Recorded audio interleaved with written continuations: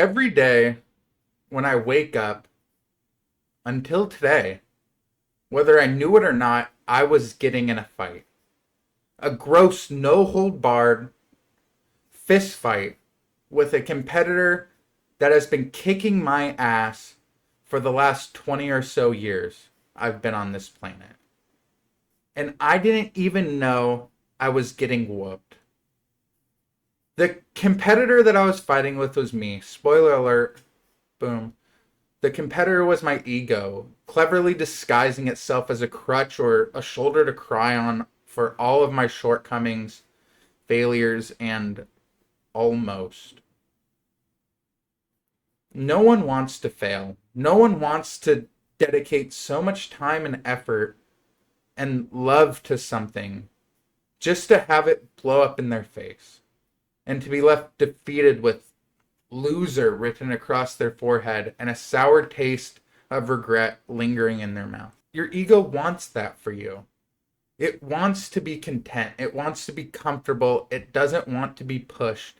And it doesn't want you to unlock your full potential for the sole purpose that you will simply not need your ego anymore if you let your true self take the wheel.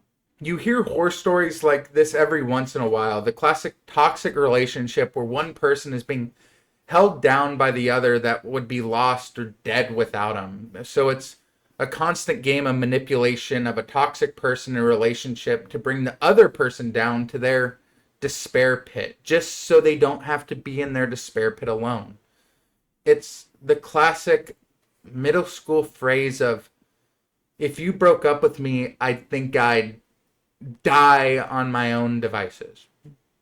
I mean, and I know what you may be thinking because I've thought it 100 times. I would never let myself get into a toxic relationship like that. How does somebody not realize that they're in a toxic relationship like that? Just break up with them. It's not that hard. And I used to think that way. I used to look down on people getting manipulated in relationships.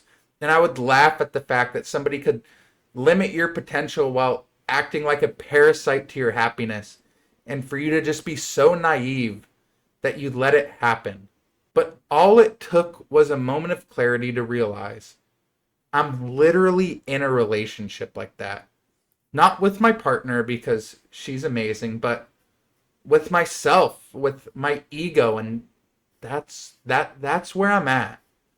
And my ego was tricking me into thinking that the people that are stuck in those relationships are beneath me while doing the same thing to me. And if that isn't just disgusting manipulation or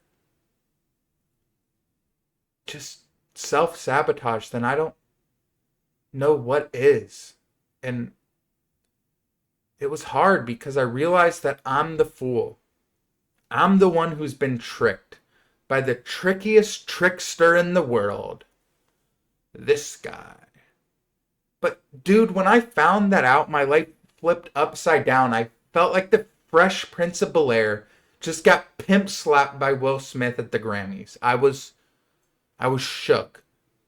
My partner was reading a book called The Mountain Is You. And spoiler, if you're going to read the book, it talks about the mountain and all of the trials and tribulations of achieving everything you want. And the fact that it's built by you. The mountain is literally you. And I used to brush her off like, oh yeah, man, duh. Okay, sure. I'm smarter than you. You don't think I already know that? Who else is sabotaging me? Okay. And that's crazy. That I was literally brainwashing myself so hard to think that I knew the issue while failing to realize the issue was right in front of my face. And I just that's a crazy realization. And that's kind of the whole point of this video. You've built or manifested all of the hardships and disappointments in your life. And you blame it on whatever you want. outside circumstances, unfairness of the universe, lizards. Hell, even you blame it on your own ego, like what I'm doing in this video. But at the end of the day, you, me, and we have the power to change our world, to change our perspective of the mountain that we have built for us to climb. And newsflash, no one wants to climb your pile of shit that you have built. No one is going to climb your mountain. It's up to you. And the more that you, me, and we keep pretending that we didn't dig ourselves in our own hole, or that we have piled so much junk onto our figurative mountains, the deeper the hole or the taller the mountain will be, and the less likely we'll climb out of the mess that we have made. And if you made it this far, I'm sorry to break this to you, but I'm saying all this for me. I'm writing this script for me, and I'm recording this for us. Anybody who wants to listen and anybody who wants to see the reality through my point of view. And if I'm the only one who watches it from a bunch of burner accounts, then so be it. But if you, yes, you, who've made it this far in a video about a dude who is too scared to show his face, just spewing out his inner monologue, then I love you. Thank you.